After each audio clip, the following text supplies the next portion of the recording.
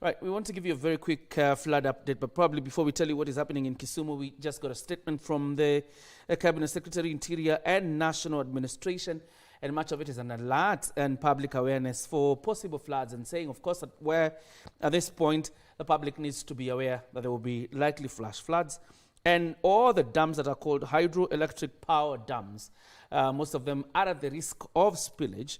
But of course, it's a warning. Masinga Dam doesn't show a lot of signs, but it's a warning to communities living downstream to be absolutely careful. The government has heightened its surveillance over the possible flash floods. But in the meantime, Professor Kithure Kindiki is asking you to stay safe and be on the lookout. Still on that beat, at least 323 families have been displaced in Kisumu County as the raging floods continue to wreak havoc. Red Cross Society is warning about the possibility of an outbreak of waterborne diseases as over 100 pit latrines have been submerged. Most of the affected families have sought refuge in nearby schools. Achola Simon has a report from Kisumu.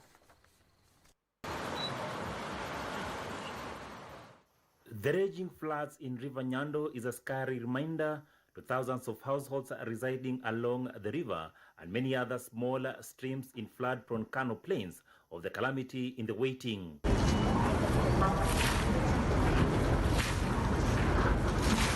As the clock ticks, so does the water continue to fill and already visibly overwhelmed River Nyando banks. At least 323 families have been displaced in Nombaka, Magina, and Ahero areas, and locals now want a lasting solution to the perennial floods. Tusitupe relief, safadhali mtusaidie mtujenge dai izibe Nyando isituumize. We have experienced so many losses. For example, around 10 cows have gone, kuku.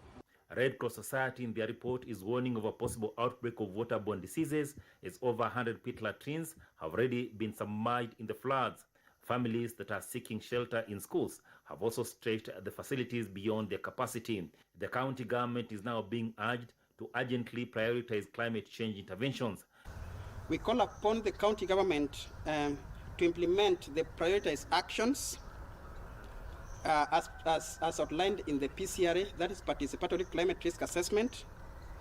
And the document highlights the community needs in terms of the climate change priorities they need to be implemented for. We know the projects that are there. We also know the projects that they are supposed to do. But instead, what we are seeing, we don't know where they are coming from the boardrooms. And when it rains, the women are left with the burden. They also want transparent utilization of 217 million FLOCA fund, the World Bank and other donor partners earmarked for building resilience amongst vulnerable communities. We want them to be very transparent with this financing.